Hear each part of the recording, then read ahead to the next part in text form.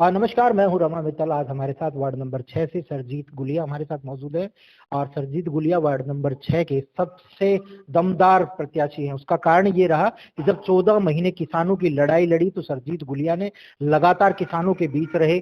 गर्मी रही, सर्दी रही, बरसात रही, सरजीत गुलिया ने अपना घर तक छोड़ दिया और किसानों के लिए, हक की लड़ाई के लिए वहां पर पड़े रहे। और अब कहीं ना कहीं जब किसान लगातार इनसे मिलते रहे और कहा कि अब हमारा भी कम से कम फर्ज बनता है कि सरजीत खड़े हों और आशीर्वाद के तौर पर वोट दिया जाए और सरजीत को आगर बढ़ाया जाए। क्योंकि जाहिर सी बात है, जो किसानों के हक की लड़ाई लड़ता है, कहीं ना कहीं लोगों के हक की लड़ाई। जनाब, 14 महीने घर छोड़ दिया, उसके बाद लगातार किसानों की बातें करते रहे। अब आप वार्ड पार्षद के लिए खड़े हैं, किस तरह की उम्मीद देखते हैं, किस तरह गाँव में आप लोगों को जन समर्थन मिल रहा है? देखिए, कल ही ये चुनाव की डेट डिक्लेयर हुई है।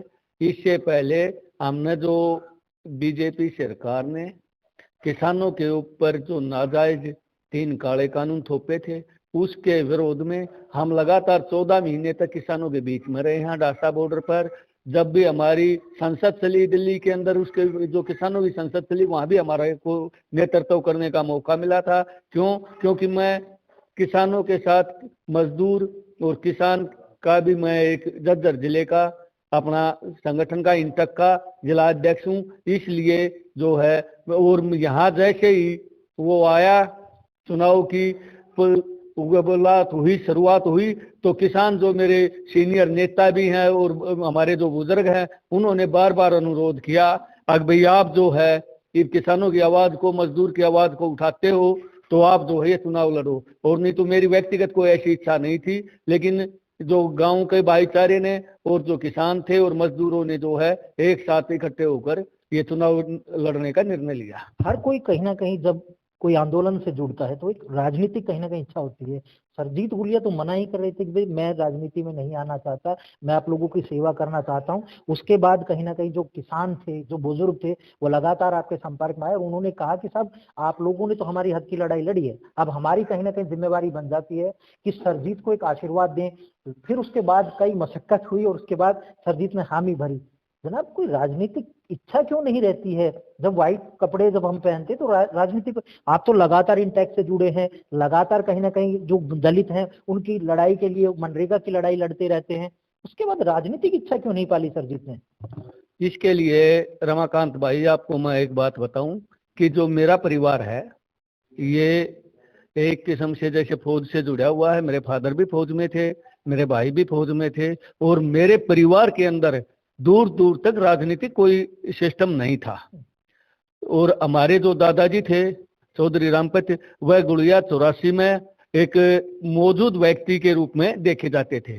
और जैसे ही चुनाव की बातचीत चली तो जो हमारे बुजुर्ग हैं, गांव के हैं, 36 बिरादरी, और जो वार्ड की ही नहीं, मैं तो बोलूं हूं कि पूरे जज्जर जिले के, जो चाहे अपने एससी भाई हैं, चाहे बीसी हैं, चाहे किसान हैं, चाहे मजदूर हैं, वो बार बार जो है आग्रह करते रहे हैं। उन्होंने एक ही चीज देखी, अब भाई जो आज हमारे बीच में है वो व्यक्ति, अगर उसको कोई हम चुन के कहीं भेजेंगे तो हमारी आवाज को वो और बुलंदी से उठाएगा। उनके आग्रह पे जो है यो मैंने अपना परिवार, अपना गांव, इनसे जैसे इन्होंने मेरे को आशीर्वाद दिया, तब जो है मैं निकल के और भाई चुनाव की तैयारी की हमने। भारतीय जनता पार्टी तो कहती है सबका साथ, सबका विकास, सबका विश्वास। आप ऐसा कौन सा नारा लेके जाएंगे जो आपको जीत के लिए आश्वस्त है?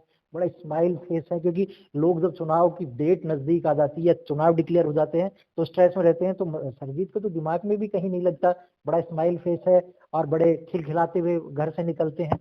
देखिए, आप एक सीनियर पत्रकार हो, जो बीजेपी पार्टी का एक नारा था, अगर सबका विकास सबका साथ, तो विकास का आप देख लीजिए, किसी गांव में जाके देख लीजिए। मैं आपको बीच में एक चीज और बताऊंगा कि मनरेगा के तहत गांव खेड़ी जट के अंदर हमारे जो महाशय जी हैं सत्यनारायण जी, उन्होंने, हम दोनों साथ में थे, तो उन्होंने बताया कि भाई ये डिग्गी है मेरे गांव की, इसको पिछले 7 साल से जो है ना तो टैंकों की सफाई हुई है ना ग्राउंड की सफाई हुई है। तो मैंने एक ही बात कही थी, मैं काका आपको जो है ना मैं ज्यादा नहीं 5 से 7 दिन का टाइम दो, मैं अधिकारियों से मिलके और इसकी सफाई करवाऊंगा।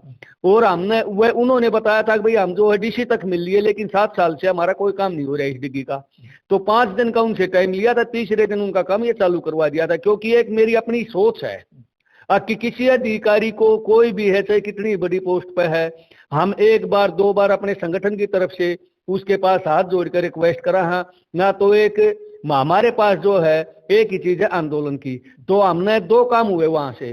गोबाना गांव के जो मनरेगा के मजदूर है उनको काम नहीं मिल रहा था, उनको काम मिला, और मेरे खेड़ी जट जो गांव है उसकी डिग्गी की सफाई करवाई।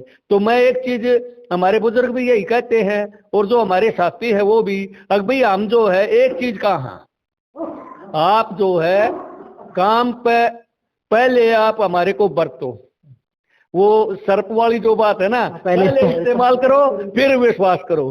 तो हमारा एक ही मकसद है, ये चुनाव लड़ने का भी मेन यही मकसद है कि जो गरीब भाई है हमारे, जो मनरेगा के मजदूर हैं, जिनको कन्यादान राशि का है, या जो हम सार्वजनिक काम लगा लीजिए, सड़कों की हालत आप देख लीजिए या पानी की व्यवस्था देख लीजिए। जीतने के बाद फर्स्ट प्रायोरिटी क्या रहेगी? आपने हर गांव में, मेरे हिसाब से हर घर को जानते हैं अच्छे से। गांव की बात कहेंगे तो शायद ज्यादा वो बड़ी बात होगी, आप हर घर को बाय नेम जानते हैं। 14 गांव आपके वार्ड से आते हैं। क्या लगता है हर गांव में सबसे मेजर समस्या क्या मिली? और अगर सरजीत को आशीर्वाद, अगर नहीं, कंफर्म है कि कहीं ना कहीं सरजीत बड़े मार्जिन से जीतेंगे, अगर जीतते हैं तो उसके बाद में सबसे फर्स्ट प्रायोरिटी क्या होगी विकास के लिए? सबसे पहले तो मैं रमाकांत भाई आपको एक चीज बताऊं, सबसे पहले, क्योंकि जो एक चीज और मैं आपके चैनल के माध्यम से बता दूं, अगर जो हमारे साथी चुनाव लड़ रहे हैं उनको यही नहीं पता कि एक पार्षद के पास में क्या काम होता है और वो क्या कर सकता है। सबसे पहले मैं अपने वार्ड के अंदर शिक्षा का, स्कूलों पर विशेष ध्यान दिया जाएगा। उसके बाद में स्वास्थ्य का, उस पर विशेष ध्यान दिया जाएगा। और उसके बाद में जो है जो ग्रांट वगैरह जो आती हैं उससे जो कार्य होते हैं, चाहे गली का है चाहे कोई भी काम है, उन कामों को करवाया जाएगा।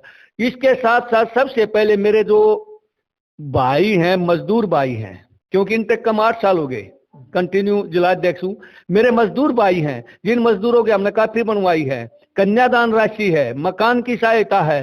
सबसे पहले मैं इस पर विशेष ध्यान दूंगा कि उनको मकान की राशि मिले, उनको कन्यादान मिले। इस तरह की जो उनकी सुविधाएं हैं, सरकार के माध्यम से जो सुविधाएं मिलती है और बीच में गड़बड़ होती है, उसको खत्म करने का काम करूंगा मैं। भ्रष्टाचार को, जैसे ये सरकार तो बोलती है भ्रष्टाचार को हम खत्म करेंगे, और मैं बोलता हूं इन्होंने तो भ्रष्टाचार को बढ़ाया है। लेकिन एक नई मिसाल, ये मेरे ऊपर अगर आशीर्वाद बनता तो सबसे बड़ी नई मिसाल मैं वार्ड नंबर 6 में ऐसी बनाऊंगा, भ्रष्टाचार को खत्म करने का काम मैं करूंगा। हाँ, अगर मैं एक बात बताऊं, अब वार्ड नंबर 6 एक बड़ा महत्व रखता है। उसका कारण ये रहा कि चौधरी हरबीर गुलिया की ये धरती है, सर छोटूराम यहाँ से कहीं ना कहीं जुड़े हैं।